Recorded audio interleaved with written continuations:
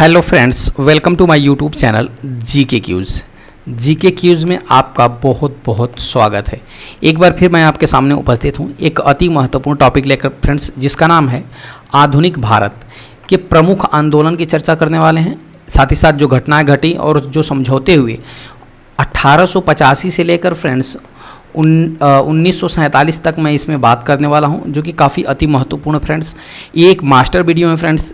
इसमें जो भी प्रश्न मैं किया हूं फ्रेंड्स, वो सभी आपके एग्जाम के दृष्टिकोण से बहुत ही महत्वपूर्ण है। यकीन मानिए, यदि आप इस वीडियो को पूरा देख लेते हो फ्रेंड्स, तो एक भी प्रश्न आपके एग्जाम में छूट कर जाने वाला नहीं है। तो चलिए वीडियो को शुरू कर लेते हैं। लेकिन उसके पहले यदि आपको PDF चाहिएगा फ्रेंड्स, तो आप डिस्क्रिप्शन में जाके टेलीग्राम चैनल को ज्वाइन कर लीजिएगा, वहाँ से आपको PDF मिल जाएगा। ठीक है फ्रेंड्स, चलिए बात करते हैं पहले क्वेश्चन से। पहले क्वेश्चन की बात करें, पहला क्वेश्चन कह रहा है कि भारतीय राष्ट्रीय कांग्रेस की स्थापना कब की गई थी। तो फ्रेंड्स, भारतीय राष्ट्रीय कांग्रेस की स्थापना की गई थी 1885 ईस्वी में। ठीक है, कब की गई थी? तो 1885 ईस्वी में। चलिए डिटेल में बात करते हैं फ्रेंड्स। स्थापना होती है 28 दिसंबर 1885 को गोकुलदास तेजपाल संस्कृत कॉलेज के अंदर इसकी स्थापना होती है, जो कि मुंबई में पड़ता है फ्रेंड्स। और यहीं पर ही पहला अधिवेशन भी हुआ था, कांग्रेस का प्रथम अधिवेशन पूछा जाता है तो कहाँ हुआ था? गोकुलदास तेजपाल संस्कृत कॉलेज में। ठीक है, जो कहाँ स्थित है फ्रेंड्स? मुंबई में। हालांकि ये अधिवेशन जो होने वाला था फ्रेंड्स, वो पुणे के अंदर होने वाला था, लेकिन ऐन वक्त पर इसको कहाँ किया गया फ्रेंड्स? तो चूँकि पुणे के अंदर जो फ्रेंड्स महामारी फैली हुई थी, जिसकी वजह से गोकुलदास तेजपाल संस्कृत विद्यालय में यहाँ पे प्रथम अधिवेशन आयोजित किया गया। और जो फ्रेंड्स भारतीय राष्ट्रीय कांग्रेस के जो संस्थापक माने जाते हैं, A.O. ह्यूम को माना जाता है। इनका पूर्ण नाम है एलन ऑक्टेवियन ह्यूम, जो कि स्कॉटलैंड के रहने वाले थे। बात करते हैं फ्रेंड्स, दादा भाई नौरोजी ने इसका नामकरण भारतीय राष्ट्रीय कांग्रेस किया। इसके पहले जो नाम था, जब कांग्रेस बना था फ्रेंड्स, तो उस समय नाम था भारतीय राष्ट्रीय संघ। जबकि दादा भाई नौरोजी जब इसके अध्यक्ष बने फ्रेंड्स, तो इन्होंने ही इसका नाम बदल कर दिया भारतीय राष्ट्रीय कांग्रेस। जब फ्रेंड्स कांग्रेस की स्थापना हुई थी, तो उस समय लॉर्ड डफरिन जो था वो वायसराय था, जबकि प्रथम अध्यक्ष जो थे व्योमेश चंद्र बनर्जी थे। यानी कि कांग्रेस के प्रथम अधिवेशन की अध्यक्षता किसने किया था? तो व्योमेश चंद्र बनर्जी ने किया था। वहीं अगर आपसे पूछ ले कि प्रथम मुस्लिम अध्यक्ष कौन था फ्रेंड्स, तो बदरुद्दीन तैयब जी थे प्रथम मुस्लिम अध्यक्ष। ठीक है, वहीं प्रथम अंग्रेज अध्यक्ष अगर आपसे पूछे तो जॉर्ज यूले था प्रथम अंग्रेज। ठीक है फ्रेंड्स, वहीं अगर बात करें प्रथम महिला अध्यक्ष, कांग्रेस की प्रथम महिला अध्यक्ष एनी बेसेंट। लेकिन अगर आपसे पूछे कि प्रथम भारतीय महिला अध्यक्ष, याद रखिएगा, अगर भारतीय महिला अध्यक्ष पूछे तब तो सरोजनी नायडू हो जाएगा फ्रेंड्स। लेकिन कांग्रेस की प्रथम महिला अध्यक्ष पूछेगा तब क्या होगा? Annie Besant. इसको आप याद रखिएगा। अगला क्वेश्चन है, 1905 में बंगाल विभाजन किस वायसराय के शासन में काल में हुआ था? तो फ्रेंड्स, जो 1905 का बंगाल विभाजन हुआ वो लॉर्ड कर्जन के शासनकाल में हुआ। यानी इस क्वेश्चन का विकल्प नंबर A बिल्कुल सही हो जाएगा। कब हुआ? लॉर्ड कर्जन के शासन काल में होता है। डिटेल में बात करते हैं तो फ्रेंड्स, बंगाल का विभाजन 1905 में कर दिया गया है। एक पश्चिम बंगाल के रूप में किया गया, यानी वेस्ट बंगाल, और दूसरा पूर्वी बंगाल में बांट दिया गया। पश्चिम बंगाल के अंतर्गत पश्चिमी बंगाल, बिहार और उड़ीसा को रखा गया, जिसकी राजधानी कोलकाता बनाया गया फ्रेंड्स। और साथ ही साथ इसमें जो 5 करोड़ 40 लाख जनसंख्या निवास करती थी, जिसमें 90 लाख ही केवल मुसलमान थे। ठीक है, वहीं पूर्वी बंगाल के अंदर फ्रेंड्स मुसलमानों की संख्या ज़्यादा थी, जो कि असम था। इसकी राजधानी ढाका को बनाया गया था। और जनसंख्या जो थी फ्रेंड्स 3 करोड़ 10 लाख थी, जिसमें से 1 करोड़ 20 लाख मात्र हिंदू थे, बकिया जो थे फ्रेंड्स वो मुसलमान थे। तो इसका मुख्य उद्देश्य क्या था फ्रेंड्स? इसका मुख्य उद्देश्य था कि एकता में फूट डालना, यानी कि हिंदू और जो मुस्लिम थे फ्रेंड्स उनकी एकता में फूट डालना बंगाल विभाजन का मुख्य उद्देश्य था। बात करते हैं डिटेल में। इसका उद्देश्य हिंदू और मुसलमान की एकता को तोड़ना था फ्रेंड्स। और उस समय लॉर्ड कर्जन जो था वो वायसराय था। 16 अक्टूबर 1905 को फ्रेंड्स बंगाल विभाजन होता है। और इसी दिन फ्रेंड्स बंगाल विभाजन होने के कारण पूरे बंगाल में शोक दिवस मनाया गया फ्रेंड्स। ठीक है ना, विरोध और रोष की भावना फैल गई, जिसकी वजह से पूरे बंगाल में शोक दिवस मनाया गया। साथ ही साथ रविंद्रनाथ टैगोर ने आह्वान किया कि फ्रेंड्स कि आज के दिन रक्षाबंधन दिवस मनाया जाए, तो उस दिन रक्षाबंधन दिवस भी मनाया गया था। इसको आप याद रखिएगा। बंगाल विभाजन के अवसर पर रविंद्रनाथ टैगोर ने एक प्रसिद्ध गीत की रचना किया था, जिसका नाम है अमार सोनार बंगला। ये जा करके फ्रेंड्स बाद में बांग्लादेश का राष्ट्रगान बना। इसको आप डिटेल में उम्मीद करते हैं समझ पाए होंगे। बात करते हैं अगले क्वेश्चन की। मुस्लिम लीग की स्थापना कब की गई थी फ्रेंड्स? तो मुस्लिम लीग की जो स्थापना की गई थी वो 1906 ईस्वी में की गई थी, यानी इस क्वेश्चन का विकल्प नंबर डी बिल्कुल सही हो जाएगा। ठीक है, बात कर लेते हैं बंगाल विभाजन की घोषणा के पश्चात मुसलमानों का एक शिष्टमंडल जो था फ्रेंड्स, वो 36 लोग शामिल थे। आगा खां के नेतृत्व में 1 अक्टूबर 1906 को लॉर्ड मिंटो से मिलते हैं। इस शिष्टमंडल ने केंद्रीय, प्रांतीय व स्थानीय निकायों के मुसलमानों के लिए पृथक निर्वाचन मंडल की मांग करते हैं। ठीक है, मुस्लिम लीग की जो स्थापना की गई थी फ्रेंड्स, वो 30 दिसंबर 1906 को की गई थी। आगा खां, ढाका के नवाब सलीम उल्लाह और नवाब मोहसिन उल मुल्क के नेतृत्व में मुस्लिम लीग की स्थापना की जाती है, जबकि मोहम्मद अली जिन्ना फ्रेंड्स मुस्लिम लीग से 1913 ईस्वी में जुड़ते हैं। इसको भी आप याद रखिएगा। नेक्स्ट क्वेश्चन है कांग्रेस विभाजन कब और किस अधिवेशन में हुआ था फ्रेंड्स? तो जो कांग्रेस विभाजन हुआ था वो सूरत अधिवेशन 1907 में हुआ था, यानी 1907 के सूरत अधिवेशन में कांग्रेस विभाजन हुआ था। यानी गरम दल और नरम दल ये 2 भागों में बढ़ गया था फ्रेंड्स कांग्रेस। ठीक है, डिटेल में बात करते हैं। कांग्रेस विभाजन जो सूरत अधिवेशन 1907 में हुआ था फ्रेंड्स, उसकी अध्यक्षता कर रहे थे रास बिहारी बोस।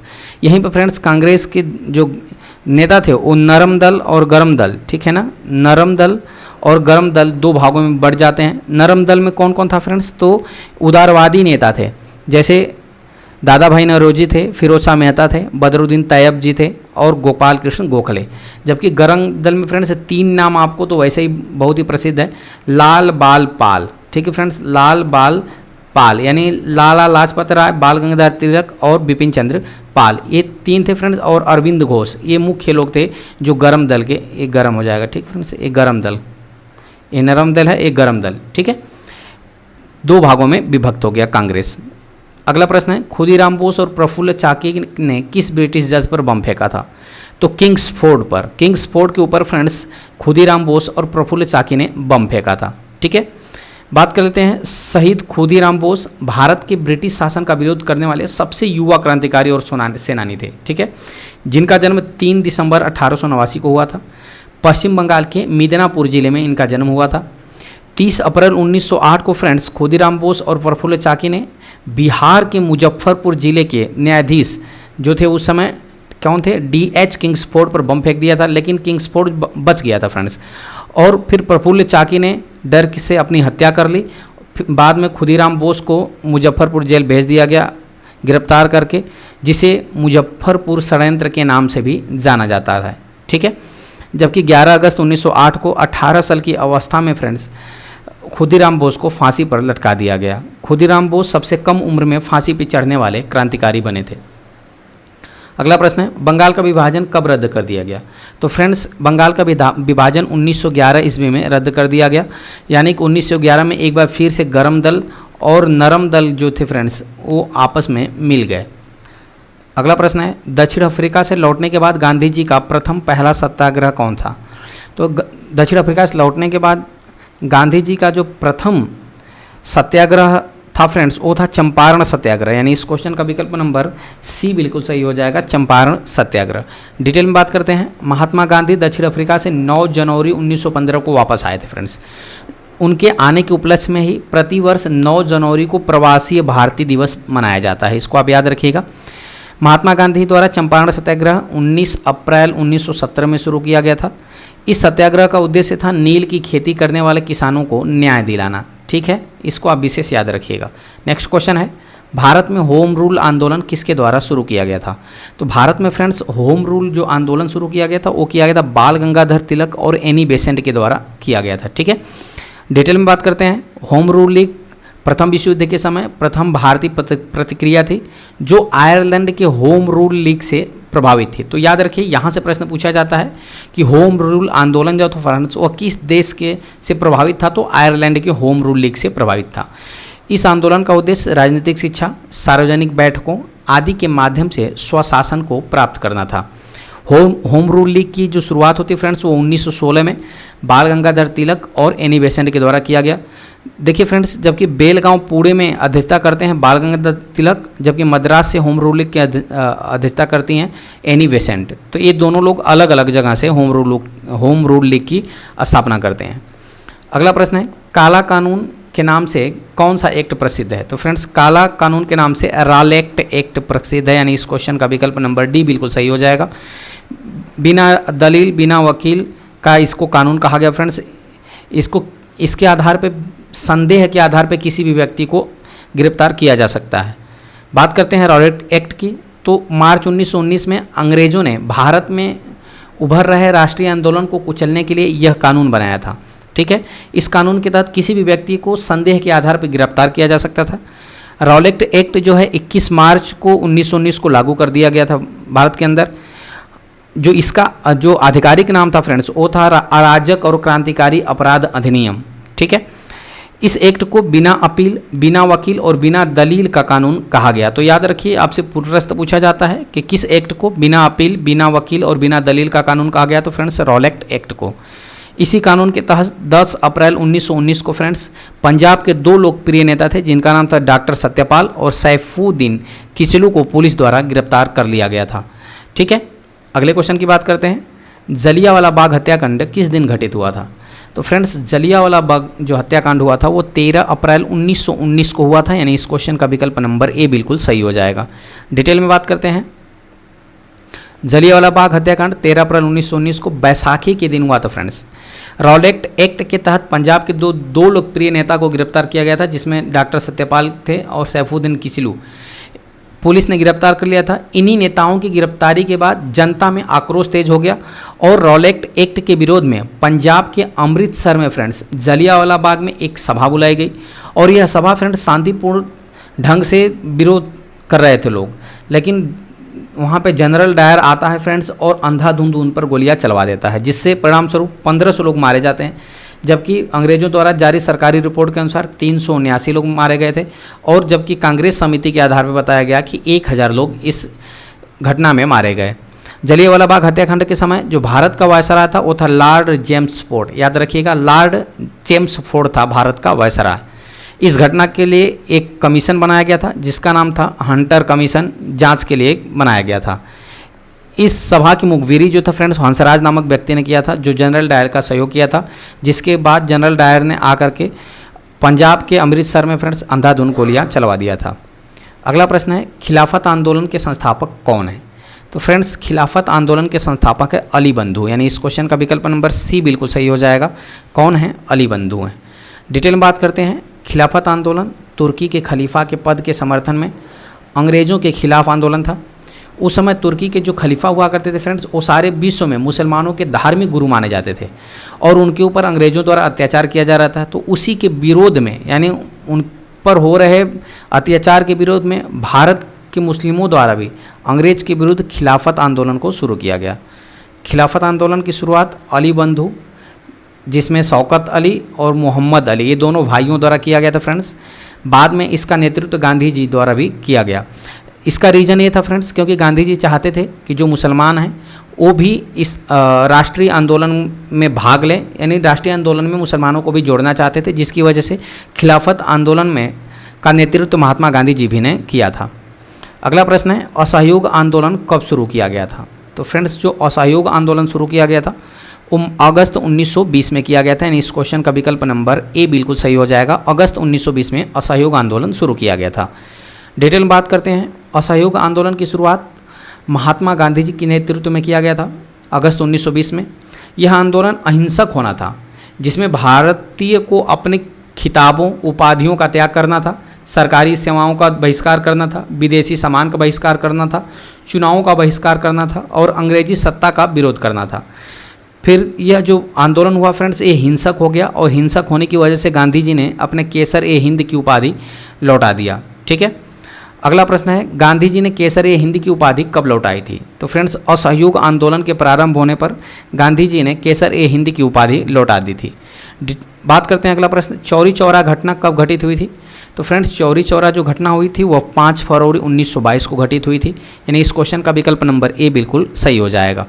डिटेल में बात करते हैं। 5 फरवरी 1922 को गोरखपुर जिले में चौरी चौरा में किसानों के एक जुलूस पर पुलिस वालों द्वारा गोली चलाने पर भीड़ ने पुलिस के थाने में आग लगा दी, जिससे 22 पुलिसकर्मी मारे गए और इस हिंसक घटना के कारण गांधी जी ने असहयोग आंदोलन को वापस ले लिया था। इसको भी आप याद रखिएगा, चूँकि ये आंदोलन जो था फ्रेंड्स वो हिंसक नहीं होना था, अहिंसक आंदोलन था, लेकिन 22 पुलिसकर्मियों के मारे जाने की वजह से फ्रेंड्स ये हिंसक हो गया, जिससे गांधी जी ने इसे वापस ले लिया। अगला प्रश्न है, स्वराज पार्टी की स्थापना किसने की थी? तो फ्रेंड्स स्वराज पार्टी की स्थापना किसने किया था फ्रेंड्स? तो वो किया था मोतीलाल नेहरू और चित्तरंजन दास ने। मोतीलाल नेहरू और चित्तरंजन दास ने फ्रेंड्स स्वराज पार्टी की स्थापना किया था 1923 ईस्वी में। इसको आप याद रखिएगा, 1923 ईस्वी में स्वराज पार्टी की स्थापना किया था मोतीलाल नेहरू और चित्तरंजन दास ने। अगला प्रश्न है, वर्ष 1928 में भारत में आए उस कमीशन का नाम बताइए जिसका उद्देश्य भारत की संवैधानिक व्यवस्था में सुधार करना था। तो फ्रेंड्स उस कमीशन का नाम था Simon commission. Simon commission friends Bharat आया जिसका उद्देश्य था भारत की संवैधानिक व्यवस्था में सुधार करना।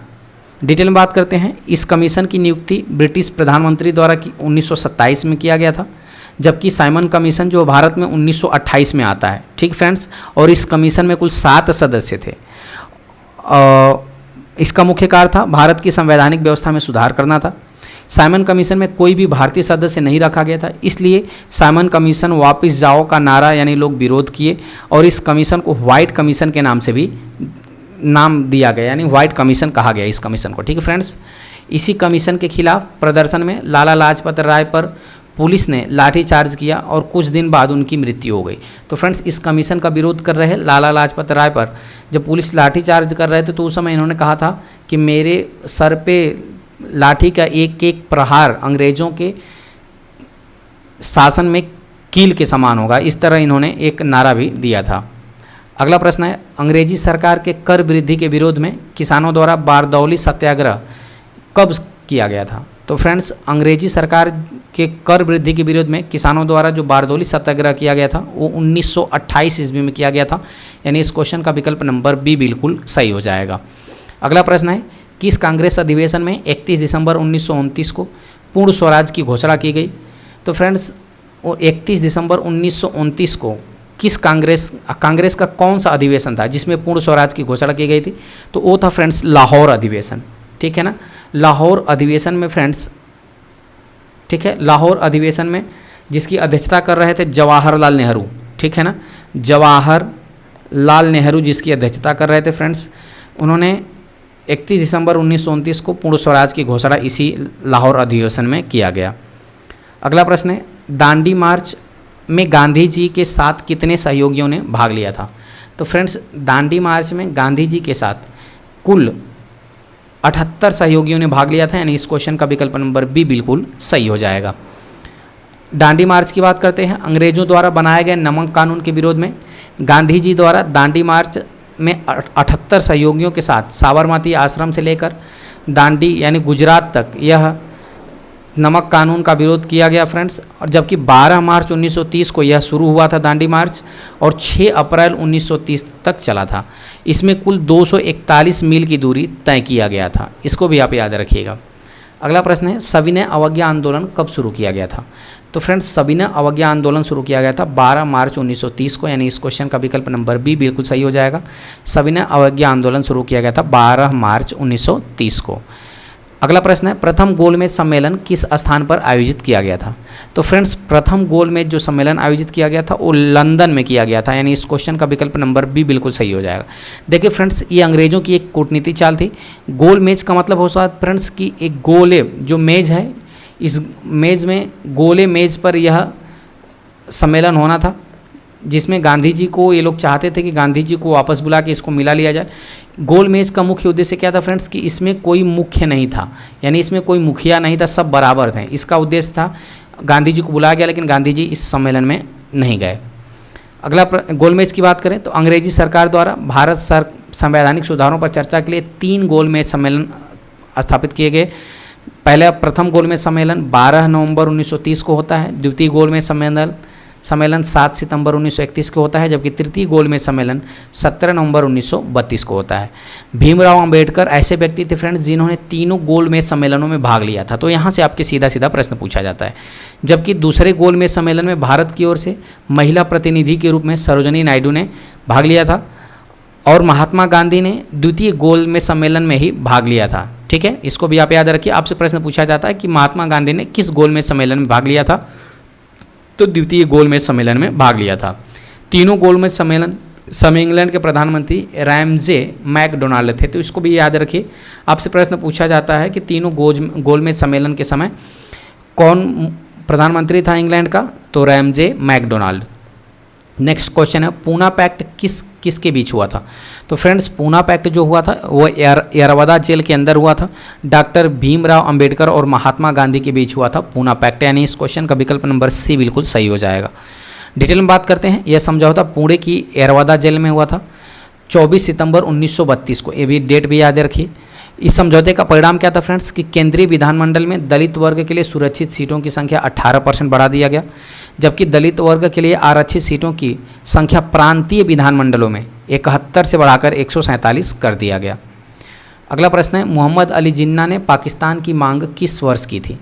तो फ्रेंड्स मोहम्मद अली जिन्ना ने पाकिस्तान की जो मांग की थी वो 1940 ईस्वी में किया था, यानी इस क्वेश्चन का विकल्प नंबर बी बिल्कुल सही हो जाएगा।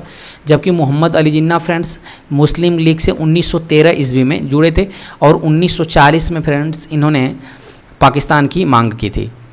अगला प्रश्न है भारत छोड़ो आंदोलन के नेताओं को गिरफ्तार करने के लिए ब्रिटिश सरकार द्वारा कौन सा ऑपरेशन चला गया था। तो फ्रेंड्स भारत छोड़ो आंदोलन के नेताओं को गिरफ्तार करने के लिए ब्रिटिश सरकार द्वारा ऑपरेशन 0 आवर चलाया गया था, यानी इस क्वेश्चन का विकल्प नंबर सी बिल्कुल सही हो जाएगा। ऑपरेशन 0 आवर चलाया गया था, ठीक है, यानी वो चाहते थे फ्रेंड्स कि आंदोलन को कुचला जाए, इसलिए ऑपरेशन 0 आवर के तहत भारत छोड़ो आंदोलन के नेताओं को गिरफ्तार किया जा रहा था। अगला डिटेल में बात करते हैं। भारत छोड़ो आंदोलन महात्मा गांधी जी के द्वारा 8 अगस्त 1942 को शुरू किया गया था। भारत छोड़ो आंदोलन को अगस्त आंदोलन के नाम से भी जाना जाता है, ठीक है। इस आंदोलन में महात्मा गांधी ने ही नारा दिया था करो या मरो। भारत छोड़ो का नारा दिया था फ्रेंड यूसुफ मेहर अली ने दिया था, कि भारत छोड़ो नारा किसने दिया था, यूसुफ मेहर अली। देखिए फ्रेंड्स कभी कभी आपको किताबों में कहीं मिल जाता है कि भारत छोड़ो आंदोलन का नारा किसने दिया था, तो करो महात्मा गांधी, लेकिन जबकि भारत छोड़ो आंदोलन का जो नारा दिया था यूसुफ मेहर अली ने दिया था, इसको आप याद रखिए। नेक्स्ट क्वेश्चन है भारत की संविधान सभा किसके तहत गठित की गई थी। तो फ्रेंड्स भारत की जो संविधान सभा किसके तहत गठित की गई थी, तो एक कैबिनेट मिशन के द्वारा गठित की गई थी 1946 ईस्वी में, याद रखिएगा 1946 ईस्वी में कैबिनेट मिशन द्वारा कैबिनेट भारत आता है और संविधान सभा का गठन किया जाता है। अगला प्रश्न है माउंटबेटन योजना किस वर्ष प्रस्तावित की गई थी। तो फ्रेंड्स माउंटबेटन योजना प्रस्तावित किया गया था 1947 ईस्वी में, यानी इस क्वेश्चन का विकल्प नंबर डी बिल्कुल सही हो जाएगा। नेक्स्ट क्वेश्चन है डिटेल में बात करते हैं। 3 जून 1947 को लॉर्ड माउंटबेटन ने भारत के विभाजन के लिए माउंटबेटन योजना बनाई थी। इस योजना के अनुसार भारत को भारत और पाकिस्तान में विभाजित किया जाना था। ब्रिटिश सरकार ने जुलाई 1947 में भारतीय स्वतंत्रता अधिनियम 1947 को पारित किया और परिणाम स्वरूप भारत और पाकिस्तान को 2 अलग अलग देश बना दिया। भारत जो है फ्रेंड्स अपना 15 अगस्त 1947 को आज़ादी दिवस मनाता है, जबकि पाकिस्तान 14 अगस्त 1947 को मनाता है। अगला प्रश्न है नए संसद भवन की आधारशिला कब रखी गई थी। तो फ्रेंड्स नए संसद भवन की जो आधारशिला रखी गई थी, अच्छा इस क्वेश्चन को आप हमें कमेंट में आंसर करके दीजिएगा फ्रेंड्स, इस क्वेश्चन का आप हमें कमेंट में आंसर करके दीजिएगा, ठीक है, कि भारत में नए संसद भवन की आधारशिला कब रखी गई थी। बहुत ही इंपॉर्टेंट प्रश्न है, मैंने एक डेडिकेटेड वीडियो में संसद भवन के कराया फ्रेंड्स, आप प्लेलिस्ट में जाकर के उसको आप देख सकते हैं। अगर वीडियो की क्वालिटी और कंटेंट साथ ही साथ सत्येंद्र सर की मेहनत अगर आपको पसंद आ रही फ्रेंड्स तो चैनल को सब्सक्राइब करिएगा, बेल आइकन दबा कर ऑल करिएगा, ताकि जो भी मैं वीडियो अपलोड करूं उसका नोटिफिकेशन मिल जाएगा फ्रेंड्स। एक लाइक जरूर कर दीजिएगा, क्योंकि आपके लाइक से ही मोटिवेशन मिलता है। तो चलिए मिलते हैं ऐसे ही मजेदार टॉपिक के साथ अगली वीडियो में, तब तक के लिए बहुत बहुत धन्यवाद। Thanks for watching.